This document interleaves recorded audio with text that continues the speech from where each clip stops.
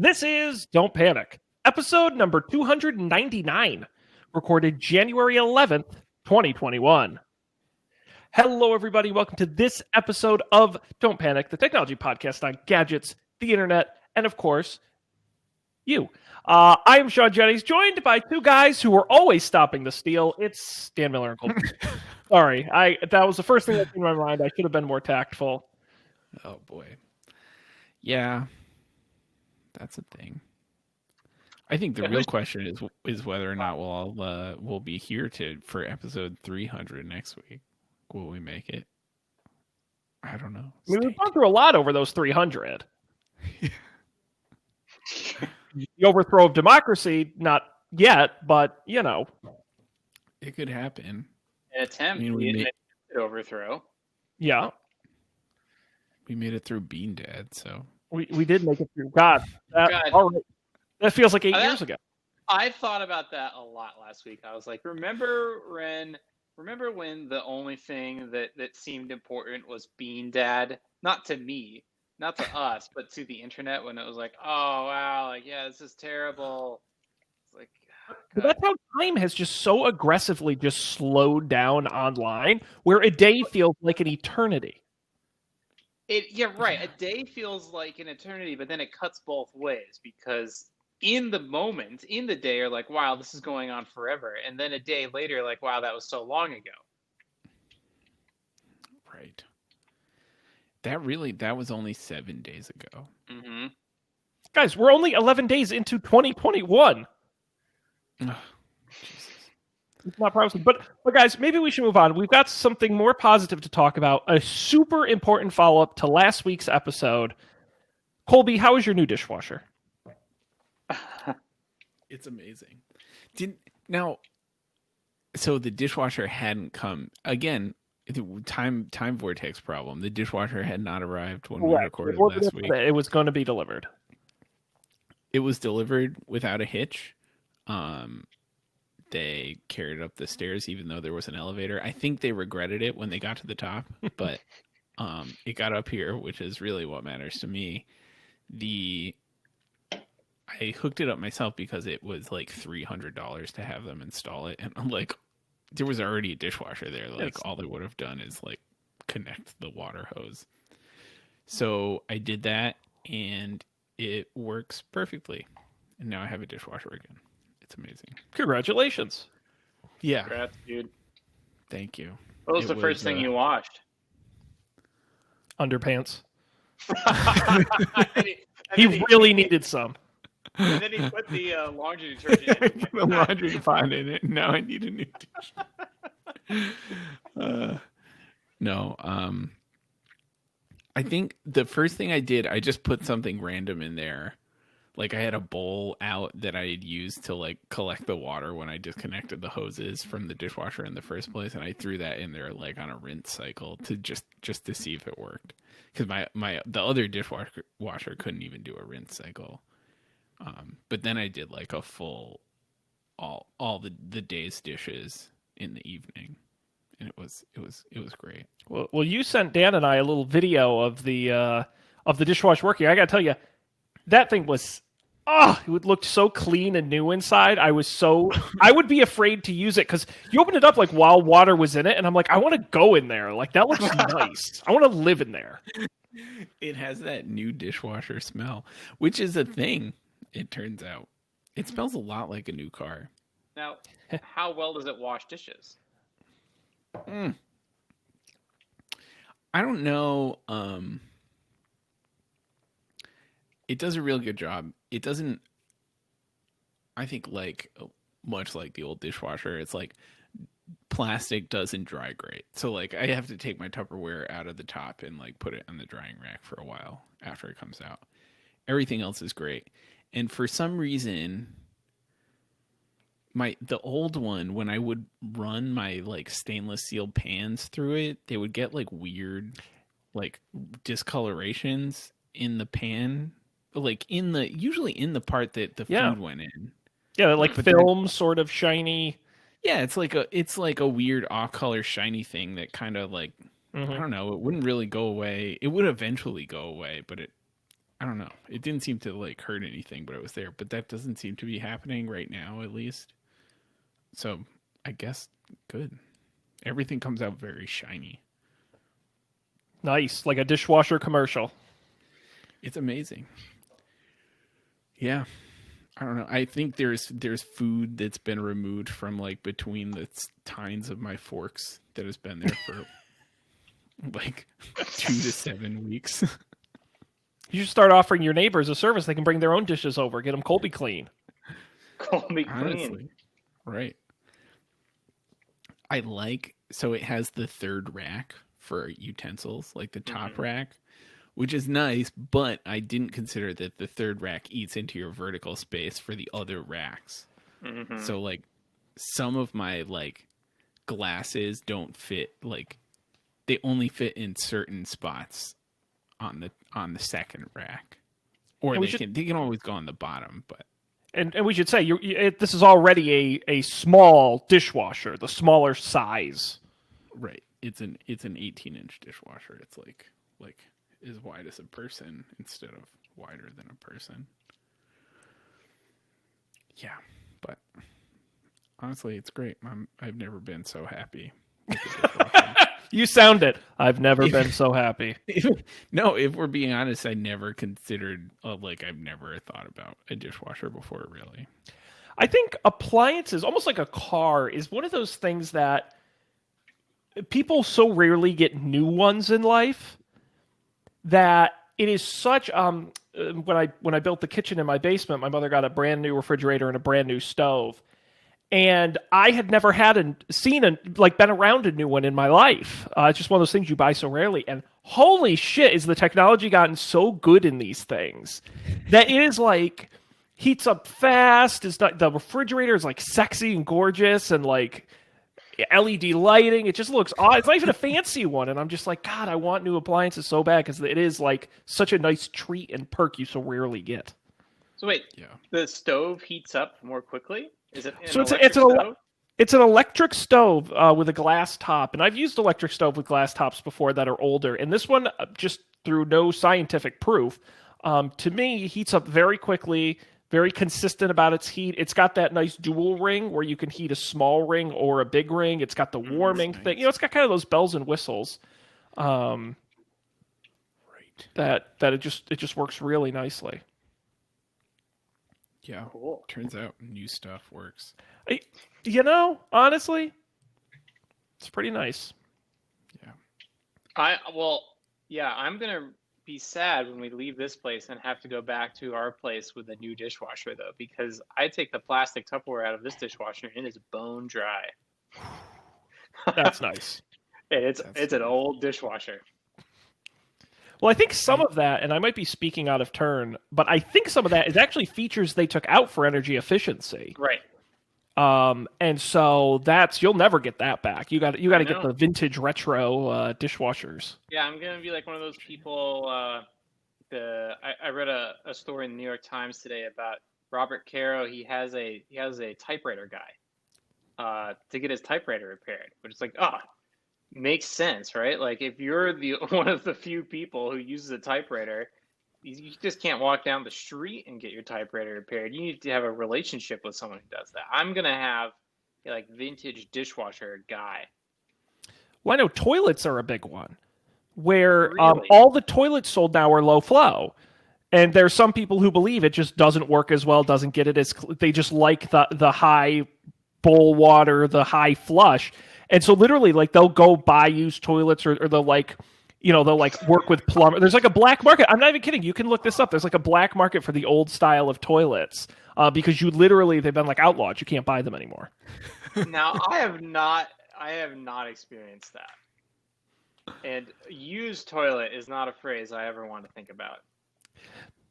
Yeah, well, it's vintage, right? You don't want a vintage toilet? I would take a vintage unused toilet, maybe. I don't know, Dan. I feel like the toilet in your first New York apartment was pretty vintage.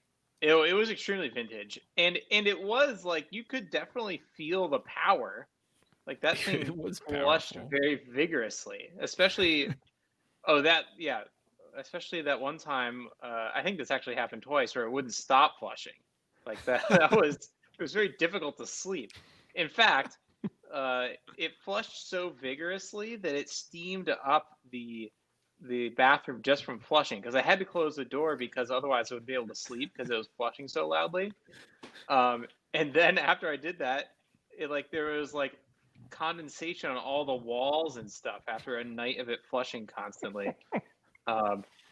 But despite that, I never got the sense when I used a different toilet than that one. I was like, oh man, I'm really missing out. This thing's not doing its job correctly. I have never had that issue. Maybe I'm not paying attention. Well, I know, my house came with, both toilets are the, 2-button toilets, like the light flush and the heavy flush. And I swear to God, they do the same thing no matter which one you press. I've done it enough. I'm absolutely convinced that it is just for show and it doesn't do anything different. I believe it. I always got the impression, though I also didn't do this, that is this one of those ones that has the 1 water droplet, 2 water droplet symbology? I always got the impression that the 1 water droplet was, we're going deep into the bathroom talk here. It was more like a urinal in that it rinsed the bowl. Yes. But it didn't clear out all of the contents of the bowl. Yes. Very polite. Is that not what it does? No, I swear the same. And I've been when I was in Europe and stuff. I mean, that's all they had over. They started it before it came to the U.S. And over there was a big difference between those 2 buttons. And in my house, push one, push the other. It seems like the exact same thing happens. Maybe they just bought those toilets, and I guess how would you turn it off, right? It's not like it needs a different hookup or something. No, I just think it's just a crappy toilet. But I don't know, Dan. Come to my house and try it out and let me know. I will. Okay. So when are we pivoting Don't Panic into the home appliances and home improvement podcast? Well, first of all, honestly, I would greatly enjoy that. But also, there was a second question we asked last week that I actually have an answer to. Oh? You all wanted to know, what is an air fryer? Oh, yeah. Oh, yeah. And okay, you sound very excited. Would you like me to share with you the results of my fruitful search? Yes. An air fryer is a fancy convection oven, essentially. It's the same technology. In your standard pod type air fryer, there's a heating element, like a heating coil, and a powerful fan. And basically, when you take food and you drop it in oil to fry it, the heat of the oil is really what fries it, and then some of the oil seeps in. The idea with air frying is it creates a pocket of hot air from the hot coil air being blown around it. It creates a pocket of air, and the hot air is actually what cooks it instead of the oil. So you're essentially cooking it the same way. It's just you don't have the oil also soaking into the food. Now, there's a great Wirecutter article. The best air fryer you can buy is actually a toaster oven. And they make the argument, and I'm sure you've probably seen, Dan shaking his head, I'm sure you've seen this, that a convection toaster oven basically does the exact same, and even your convection oven essentially does the same thing. The difference is that they usually put a little more powerful fans in the air fryer, but really if you get a convection toaster oven and put food in it, it's going to cook it the exact same way. What they don't like about the pod ones is it's a small amount of food you can put in, and they tend to be a little more inconsistent in how hot or cool they actually cook the food. Weird. Yeah, did you see? I saw you comment on my toaster oven tweet today, Sean, but there was some. I saw some air fryer discourse on it later on. Yes, it's a controversial. Some people stand by them. Some people say they're unnecessary. I can't imagine I can't imagine owning a slot toaster and an air fryer. It's come on, what are you doing? Toaster. Again, we may have talked about this, but I do maintain that if I had infinite time, infinite space and money, sure, I would have a slot toaster. And if I was just toasting bread and the slot toaster was there, I would probably use the slot toaster. Just because it feels faster. It might not be faster, but definitely feels more satisfying. It's a fun thing to use, a slot toaster. But if you have limited space, a toaster oven will toast bread just fine. It might toast it slower. I'm not sure. And you can use a toaster oven for so many other things, including being an air fryer, apparently. Yep, 100%. And even the article said, because they have dedicated air fryers that are both the pod shape, but they also have ones that look like little toaster ovens. And they're like, even get one of those before you get the pod shaped ones, because at least you can put more food into the toaster oven style air fryers. What sort of things would you make in an air fryer? Like anything that you would fry? Could you do fried chicken in an air fryer? It's basically, what did the article say? It's basically anything you want crispy. Okay. You could put asparagus in there, and if you want it crispy, it will make it crispy. You can do meats, vegetables.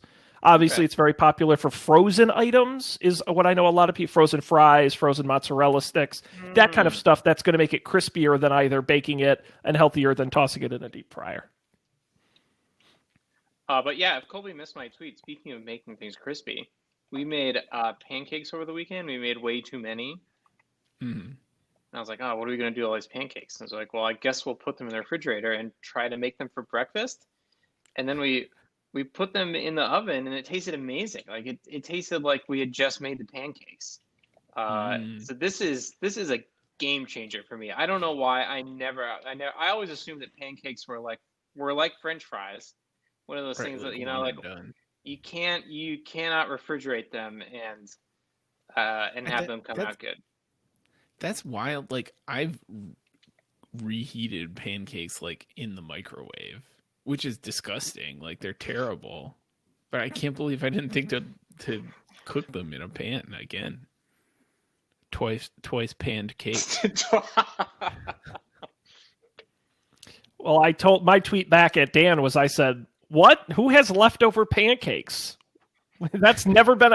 I've literally never had leftover pancakes. So maybe I'm just not making enough. I don't know. Well, I think I probably could have eaten all of them because it's like ice cream or one of those foods where it never feels like it's really filling you up, and there's always room for cakes. It's basically a dessert, but I was shot down in this, and that we should not eat the incredibly prodigious amount of pancakes that we made, even though I think I could have, and that's how we ended up with leftovers. But also, we're only two people. I think we probably should have made less pancakes for two people. Well, that's nice. That's a nice little cooking hack. Yeah, there you go. Well, that's good to know. Speaking of cooking hacks, I assume there are some fun CES cooking gadgets. I don't know. Oh, Dan, look at you. Thank you. Yes. So, we're on episode 299 here. Anyone who's listened to the show for a long time knows there's a yearly occasion that gets us all excited, and that is CES, the Consumer Electronics Show, the time of year where all of the big electronics companies announce what's coming up next, and all the small electronic companies announce things that probably will never actually be made. Historically, it's been in person in Las Vegas, which was fun. You'd see a lot of people roving the floor and taking pictures and going to booths. It's virtual this year, so we don't have quite the long list of stories we normally do. That being said, I've selected here a handful of fun and wacky smart gadgets and general junk from CES. Guys, is there one in here you want to start talking about? We've got ice cream pods, we've got smart pet doors, we've got Samsung robots, smart bathtubs.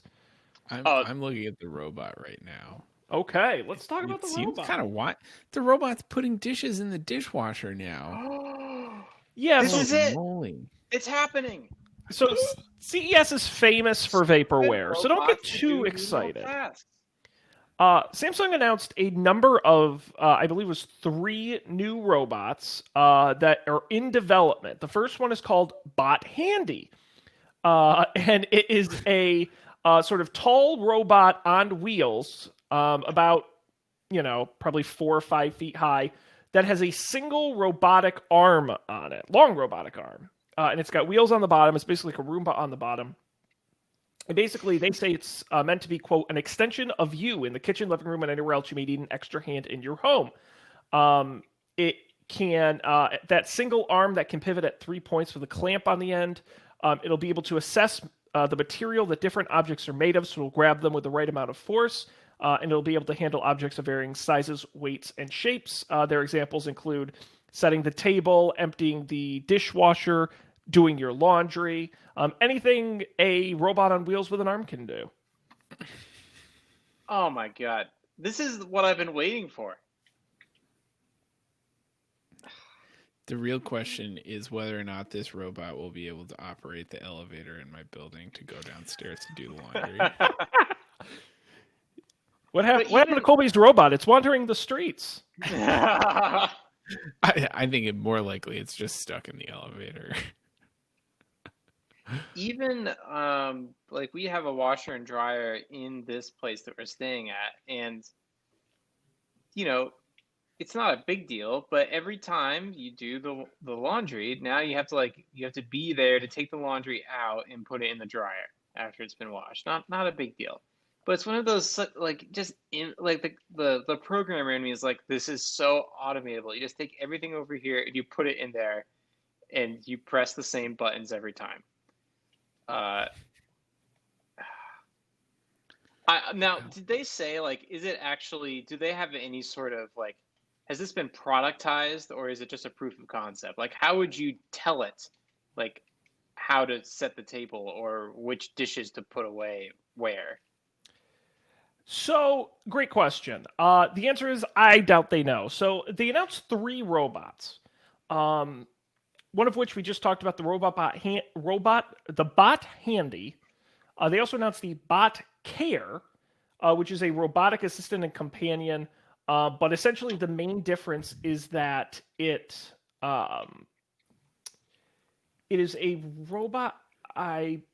It doesn't have an arm, but it's also kind of a robot that wheels around and does stuff for you. How does it do it without an arm? What would it do? It learns your schedules and habits and sends you reminders. I think it's more like an assistant that kind of just wheels around and you can talk to it. But I don't think it does any real physical activities. And then the one that they've sort of hinted, the one that they've actually said will come to the market in the first half of 2021 is the JetBot 90 AI Plus, which is a vacuum cleaner. But it uses object recognition technology to identify and classify objects to decide the best cleaning path. So it'll know what a couch is versus a table. With LiDAR and 3D sensors, it'll integrate with the smart things, which, I mean, who doesn't love smart things? I'll put up a picture here on my monitor if you guys can see. I mean, it's just kind of like a bulky Roomba, basically. That's the only one they've said they're actually going to release. The other 2 are just sort of in development. Cool. I do think, like, the Roomba software is... If you could tell Roomba, don't vacuum under couches, that would be so useful. Yeah. But as it stands, you like look at this radar map and you're like, is that the couch? And you kind of squint at your room like, oh, I guess that's the couch. But like the couch also to a Roomba doesn't show up as an obstruction because it can just go under it. So yeah, that would be super useful. But I think that is really the hard part is like, how do you make a product that people can teach? Like they have to program it really. Like, here's my washer, here are the settings I want you to use, or here's where the plates go in my cupboard. And how you do that is super interesting. I don't know. Sounds like a cool problem. Yeah, I agree. Well, I just read an. I thought you were going to say I just pre-ordered it. I saw one, $15,000. I said, no problem. No, actually, it's a problem for someone like me whose laundry is on a different story, right? I don't have an elevator, so can this thing fall down my stairs? I bet it can. No, I was going to say, I read an article about a research that university had done, and they developed a AI that can detect what algorithm another AI is running just by watching it work. Mm-hmm. It was an interesting study, but that's the kind of thing where I just wonder if a robot watched you take the laundry out of your machine or watched you load the dishwasher, would that be enough for it to learn? I don't know. Yeah, it could be. Could be. This reminds But I me. think- We maybe Yeah. talked about this, but the talk I saw a couple years ago, where like one of the big applications of AI is like fraud detection. And there are certain types of AI where or let me back up. When you do fraud detection, people and businesses want to know why a charge was declined. It's not sufficient to say like this charge is fraudulent. Like, oh, it was because this person, like their last purchase was like over 300 miles away from where they are now, or whatever it is, right? They bought like this is outside of the typical spending habits.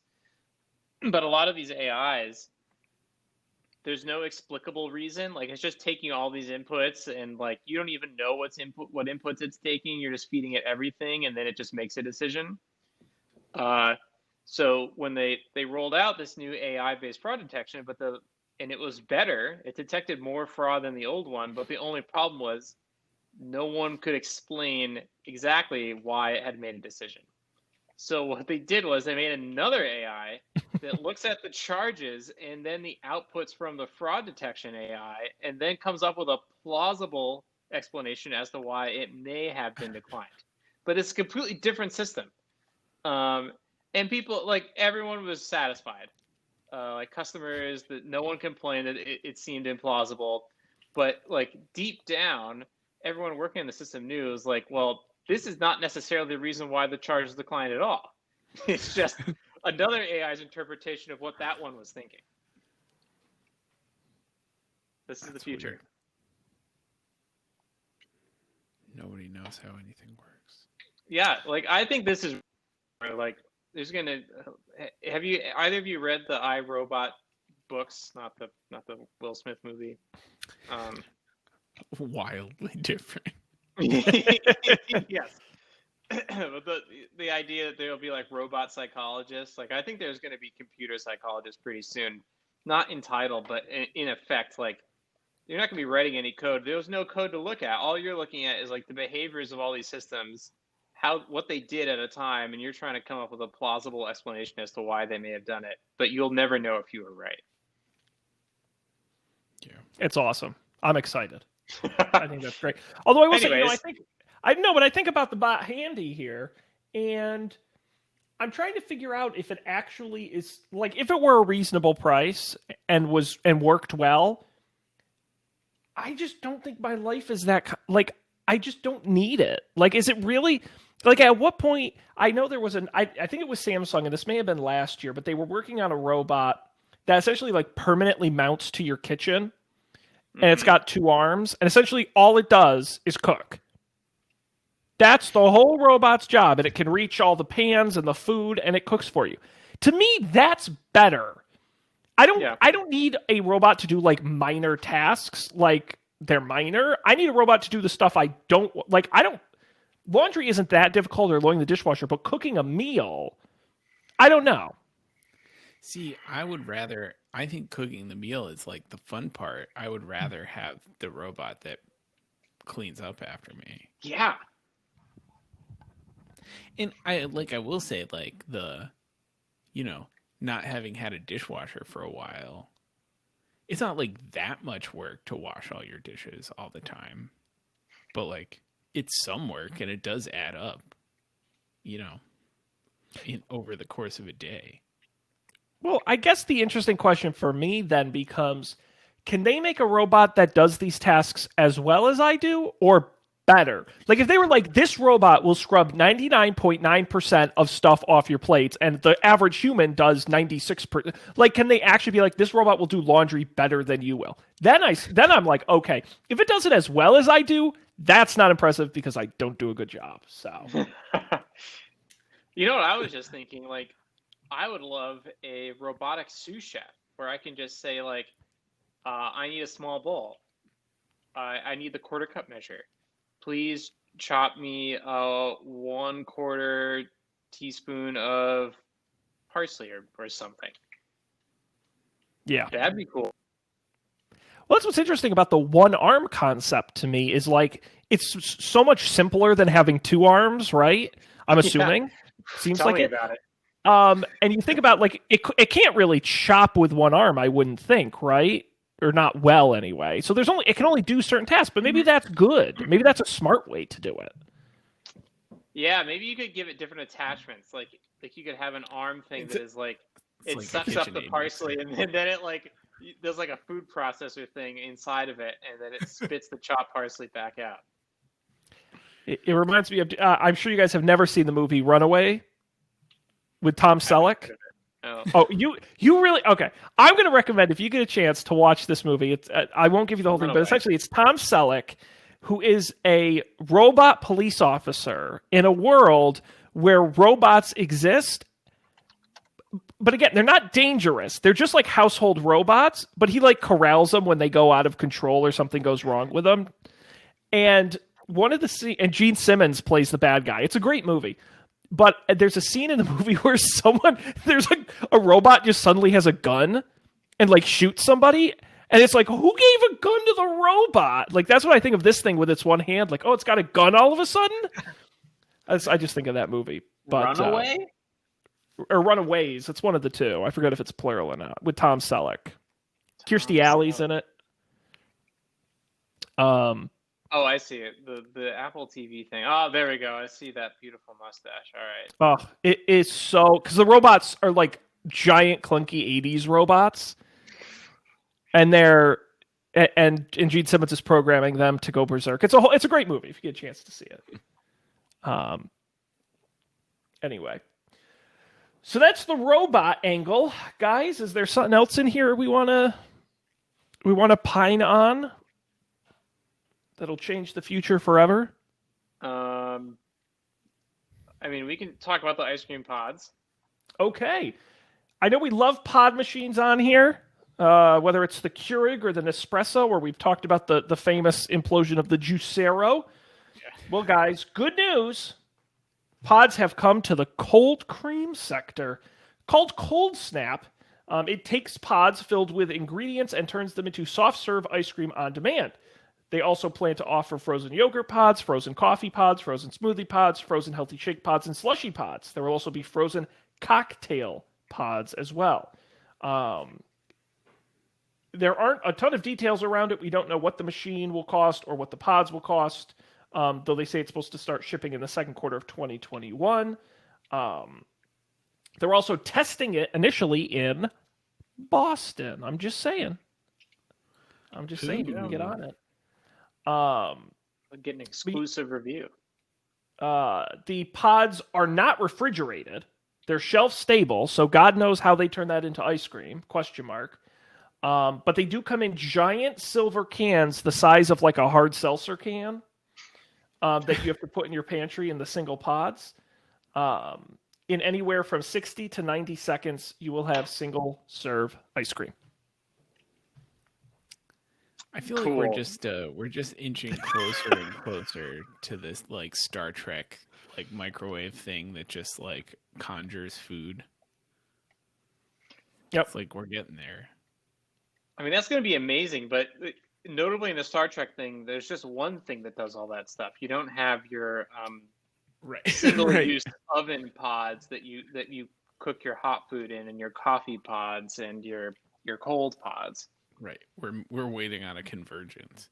Do you think the Star Trek thing required pods on the back end? There's just a giant room of food pods somewhere. What I can't believe, and they really do such a great job of hiding it in these photos, is how big this thing is. You know, they shoot it like straight ahead so you don't see how deep it is on the counter, but this thing looks huge. I'm gonna watch this video. Oh, I haven't seen the video. I'll have to click through and watch that. Oh yeah! Wow, look at that. This thing is wild. But I have, there's a podcast. I think I picked it on the show before that I'm a big fan of. Your Kickstarter Sucks. Yeah, and they cover. They've done a lot of like single serve pod Kickstarter machines before, and some of the things people have tried to do is just so stupid. And of all of them, this is how much like cold stuff would you have to consume to make this like economically viable? That's the question. A lot. Is it? Maybe it's a little. Like you consume cold stuff so infrequently. But then you'd have a huge thing on your counter. It just doesn't add up. Well, Yeah, and you can always if you have a gallon of ice cream, you can just save it. Right. It doesn't go It's bad not very like quickly. it's going bad. Can we talk about how many microwaves this lady has in her house in this cold snap video? I just noticed posted the that. picture in the chat. It's 4 microwaves. She has a bank of Has a microwaves. redundant array of independent microwaves. Is that what RAID 4 is?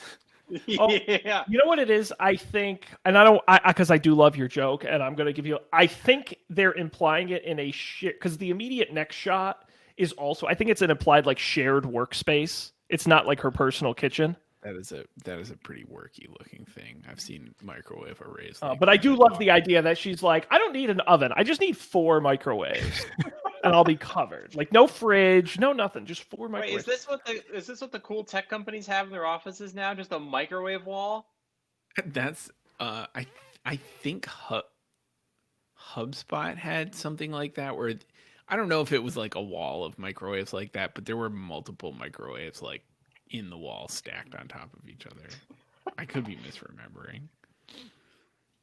That's crazy. I mean, I do think that this really doesn't make any sense, but I guess it kind of does make sense in a space where a lot of like mixed and matched people want a variety of things and a little bit of it at a time. Again, like coffee pods make sense in like the lobby of a doctor's office or in a like some place where people are just Right. Yeah, like we've been going to the ski resort near here, and twice we've gone inside to order food, but then you have to go back outside. And one of the times, actually, both of those times, I ordered hot chocolate because, of course, like that's what you want. And the first time, it was just me, like no one else was in there, and so I had nothing else to do except to watch what was going on. And then I saw like, oh, okay, they just get the hot chocolate out of a machine and then charge you $4 for it. And then we like went to this other place that was much more fancy, and I recounted the story to Lena. I was like, yeah, the last place, like they just squirted it out of a machine. But honestly, I was so cold that I didn't really care. But this place, like surely, like this is one of those places where like beverages is their thing. Like this must be. And now I was on the lookout, and there are a lot more people in there, and I order, and I'm squinting in the kitchen of what's going on in there.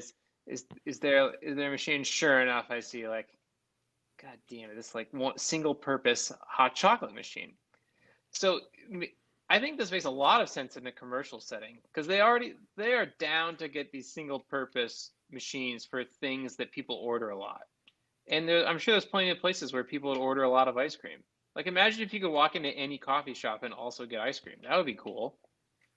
Well, to me, like, and again, this is a big assumption that what comes out of this machine actually tastes good and is legally considered ice cream. But assuming that's true, imagine you buy a food truck, put 4 of these in it, and you got an ice cream truck with 0 refrigeration needed. Mm. Right. Oh, you don't need to refrigerate the cans? No, they say they are shelf stable and require no refrigeration, which is why I'm so suspicious of how it works and what this machine, because they will not say what's in the cans. So I am so suspicious. Have to say what's in the cans At some point. at some point. Probably. Okay, yeah. My guess is it's like an evaporated milk or some sort of dried powdered milk or something. And what the machine does is it adds the cold and some kind of liquid. Right. Wow.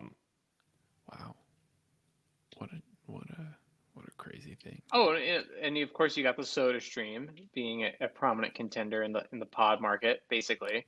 Well, there was. I think we talked on the show about the Keurig's alcoholic drink maker machine, which I think they still sell. That just did the cocktails. Mm-hmm. That's true. So good news. There's a single-use device for everything you could ever need. Maybe someday instead of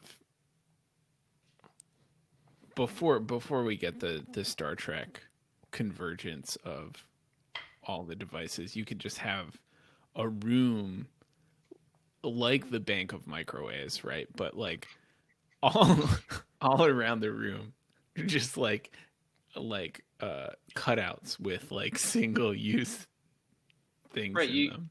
you got the pod wall. Right. You Right. got the hot pod machine, the cold pod machine, and then the food pod machine. Yeah. Hot liquid, cold liquid, solids. There you go. That's all you need. See, I have this vision in my head of Colby pulling like a Theranos-style scam where he promises, like, we've invented new technology for a machine that can take any pod. Coffee, ice cream, food, you name it. Put any pod in. It's like this slick black machine. There's no way that works. And Colby's like, no, I swear where we've tested it, it works. Just send us your pod and we'll send you the food. And trust us, the machine is making it. And Colby like has this big $1 billion scam. It would be an AI that can turn any object into food. That would be you just stick anything in. Hopefully it's a pod, doesn't have to be, and it squirts something out that is human consumable. That sounds very upsetting. That's one of those end of the world like Soylent Green. Don't look inside the tiny black box. But I just love the idea because that was Theranos, right? They didn't test the machine. They sent it to their secret lab to have them test it. I like the idea. It's like, send it to Colby and Colby will send you food. And don't worry, it was what you sent us. And it's like Colby secretly has like a kitchen in the back and they're just making food. Right. And you get like food whose quality is commensurate with the value of the object that you put in the tiny box. Right. Send us stuff, we send you food. You like have old shoes lying around? Colby, you'll send you a sandwich. Oh. We'll call it stuff, the number 4 food.biz. I don't hate it. Now, how you make money doing it is a huge question, but that's to be solved. The investors can figure that out. Hey, they must have the price of like corn syrup down pretty low these days. Just, if your baseline is you just excrete some corn syrup into for an old shoe. Hey, the fine print says it's technically food. Right. You put $5 in, now you'll get a sandwich. Now we're talking. You get what you put in. Guys, any other devices on here we must touch on? I do want to talk about the dog door because I saw a surprising amount about this online. Yeah, this thing it's one of those ideas that I'm surprised no one has thought of this yet. So the folks at Chamberlain, who are big into garage, they're like the big name in garage door openers. I think they kind of bought everybody else and consolidated it. They've decided to make what they call the MyQ Pet Portal. And essentially there's a really nice article that breaks down how they developed it. But basically they said people want their dogs to be able to let themselves out, but they don't like current dog doors because there's no security. They can go in and out at any time. They're a hassle to install. What could make that work? And they decided to start over. Yeah, go ahead, Dan.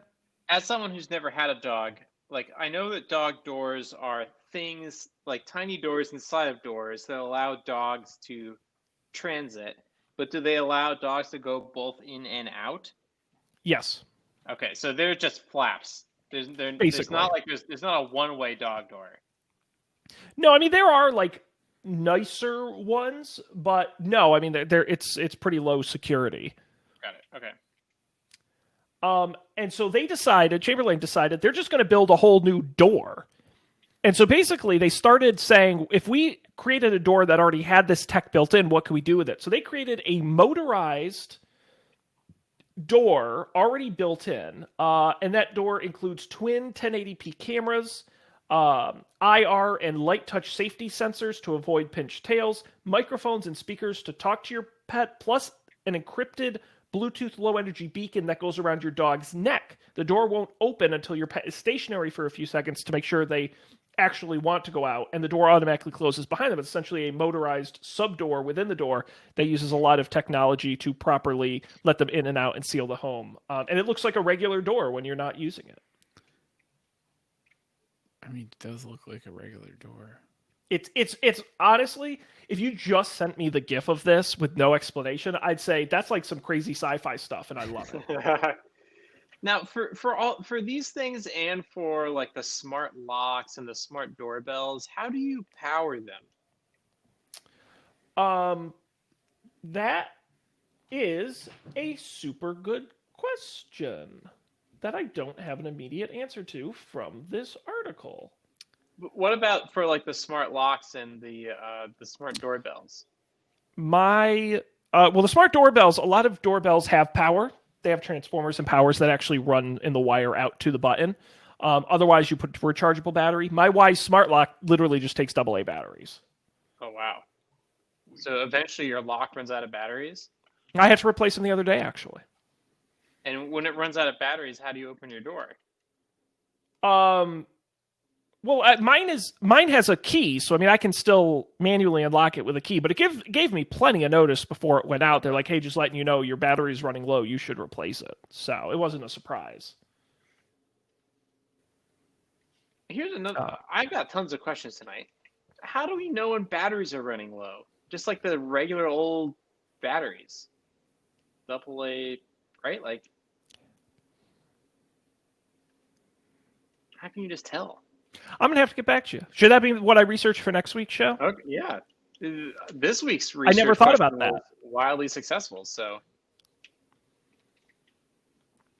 like, does something about like does it get harder to draw power from a battery that has less juice in it? I don't know. We'll circle back on that. That's a great question. You know, and here's a question. This is a little bit unrelated. Another thing I think about all the time, and I have researched this, and I haven't been able to find a good answer. You know, on Windows and on Mac, although I don't know of an equivalent for this on Linux. You get the like application not responding or whatever it's called on Windows in the task manager. Mm-hmm. How does Windows know when an application is not responding? Like what determines that? Do all apps have to like implement some kind of like, hey, if the OS asks you if you're alive, you have to respond? Is there something else? So if anyone knows, any listeners, I've been curious for years. Maybe. Yeah, I don't know. Because I have noticed that sometimes for like a poorly coded app, if you like give it a video decode or something, the thing will be like, this application is not responding. I'm like, no, like it's just busy. Like, trust. Okay, fine. And then that got me thinking, like, oh, so that it's not some like intrinsic property of the process that the computer knows is not responsive. It's something that the process has to do to prove to the OS that it is responsive, I think. But maybe I'm wrong. Anyways, CES. Yeah, fancy dog doors. Each one of these are going to cost you about $3,000, which is woof. Well, I guess it's a door. Well, it's how much do you think a door costs? Well, doors can. I mean, I would say this isn't. I mean, yes, this is for sure at the higher end, but there are doors that cost $1,000. I mean, it's not unheard of when you talk about a really high quality. And these are yeah, like I would have thought that high quality. An under $1,000 door would be like as cheap as you'd want to go on like an actual wooden door. Well, these are outdoor facing doors, right? Like an interior door isn't that expensive, but these have to be. I mean, and that's one thing they talk about in this article is there's all kinds of like UL certifications and building code and a lot of things that go into exterior fire code. And so exterior doors are very expensive. And we're back to the Don't Panic Home Improvement podcast. Yeah. Hey, look, I'm going to tell you, this thing is friggin' awesome. If I had a pet, like this is exactly the kind of dumb thing I would buy. My cat does not go outside, but this is like such a good idea. Have they for pets? Have they made like a cool smart collar thing with like a camera built in, and you can just like simulate what your pet's life is like while you're at work? They have that cat thing where you can like log in on your phone and shoot treats at your cat. Is that what? the same? I like it. it's like part home security camera, part like treat cannon, and like you can log in on your phone and it like swivels around, like you can control it on your phone, and you can like call it, like has a microphone or it has a speaker, so you can call your pet, I think usually a cat, it's meant for cats, over, and then you can like shoot a treat at your cat. Yep. I know there's a cool device out there that you can actually buy. It actually uses the micro, how you microchip a pet, where you put the RFID chip in them. It actually uses that, and what it does is, if you have multiple pets, you put the pet's food in it, and it actually is locked until the animal that's supposed to eat out of it walks up to it. It reads the tag, and then it actually opens and unlocks the food. That's so cool. Which is great. Well, especially if you have animals with like special medical diets or certain things where different pets can't interact with one another. Only that animal can ever eat out of it. It's pretty neat. Just wait till they start microchipping us. Well, I was going to say, can we make a Colby proof one where he can't get at Dan's lunch? I want the cookies. That'd be good to get you healthy eating. Colby can only access the salad and not the cake. Oh. Oh boy. God bless CES. All right, guys. Well, we are at the point of the show where we head on over to picks. It is when we each bring something we've enjoyed and want to share with the world, tech related or not. I'm going to go first this week because my name's at the top of the list. And I don't know if it was a month or two back, Colby, you shared your Thunderbolt dock that you purchased, the Cal Digit, which actually I've got my one from work sitting on my desk here, which I'm a big fan of. But, Thunderbolt obviously has higher throughput, a good sort of permanent long-term solution. But there are other USB-C docks you can buy that aren't quite as aggressive. And I needed one for my office here, so I went with the Wirecutter's pick. No surprise there. The Vava USB-C 9-in-1 hub, USB ports, HDMI, Ethernet, headphone jack, SD card, etc. And it plugs right into the USB-C port, and it's great, and it's significantly cheaper than the Cal Digit. So if you aren't setting up like a permanent desk, this is nice and small. It'll throw in your bag really nice. And it's been wonderful for my MacBook working from home. I run my webcam off of it, my extra monitor off the HDMI, and it just plugs in really nice and easy. So for the price, I think and actually there's a $10 off coupon on Amazon, so you can actually get it for less. Come on, $50, not bad. So the Vava USB-C hub, the link will be on the website, but a great USB-C sort of mini portable hub.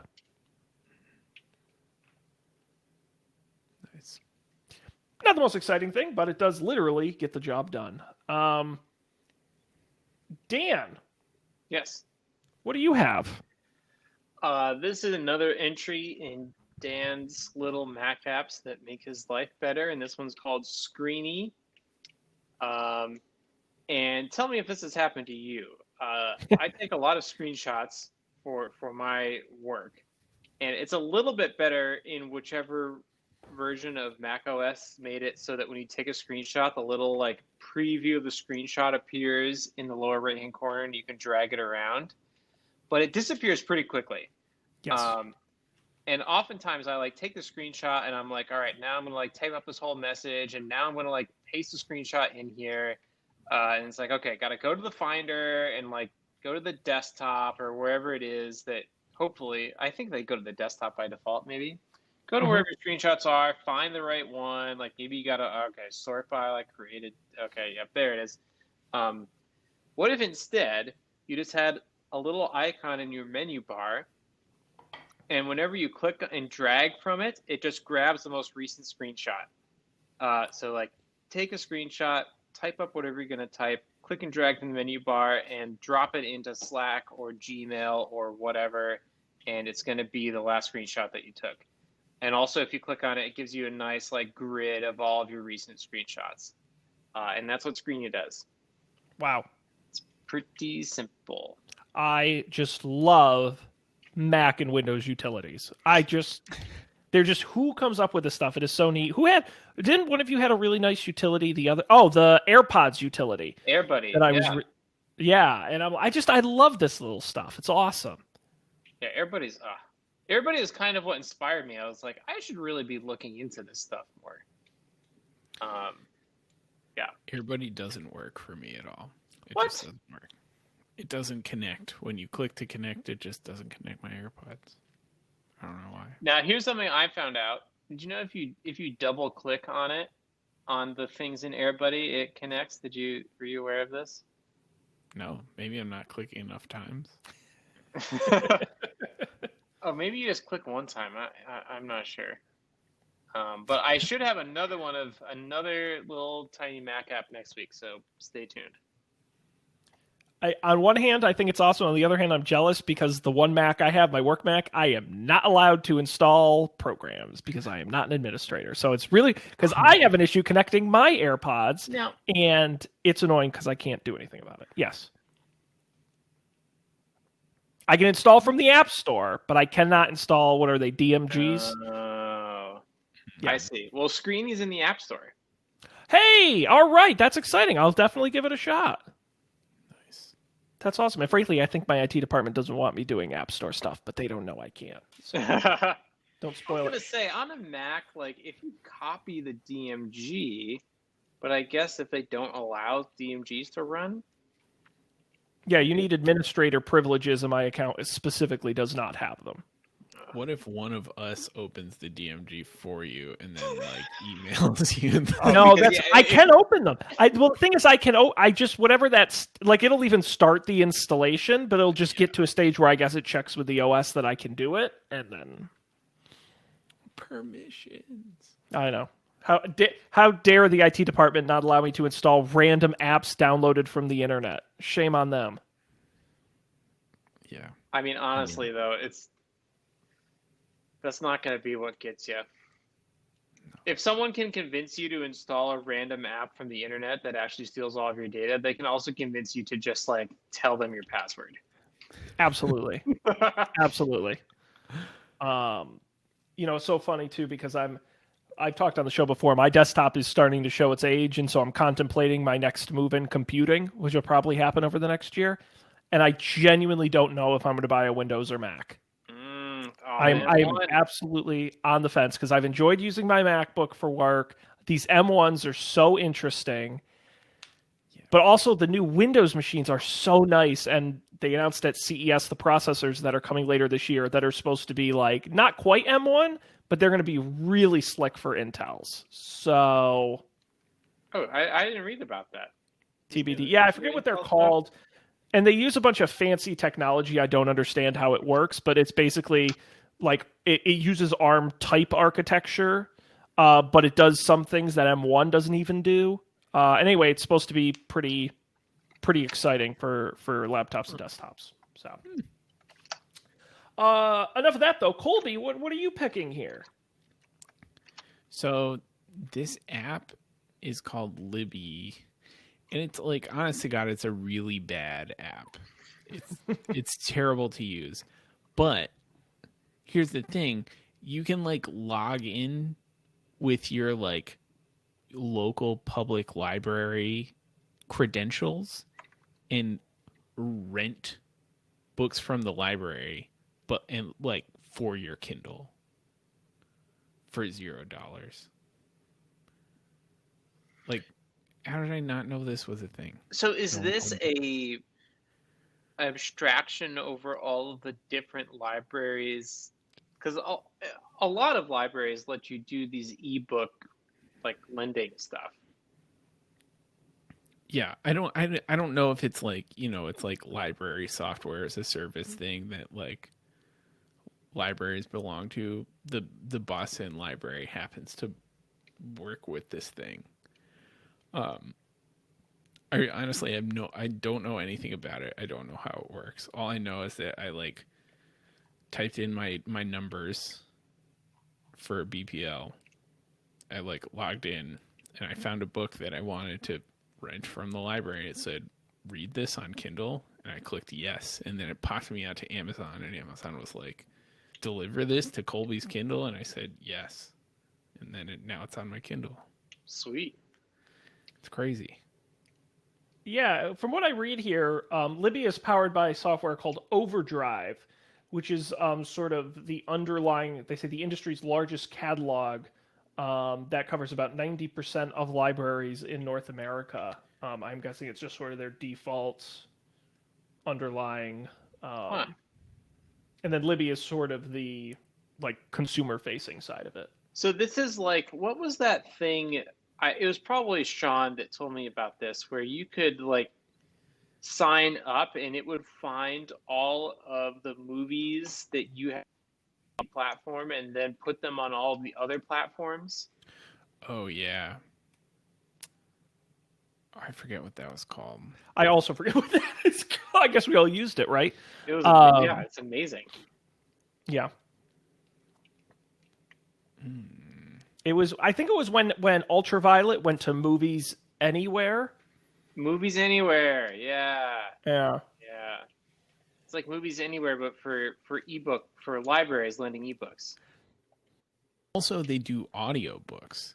Like, you can listen to audiobooks. Oh, that's cool. Like, I don't know. I've been paying for books for years. Yeah. Like a sucker. I'm like an idiot. Yeah.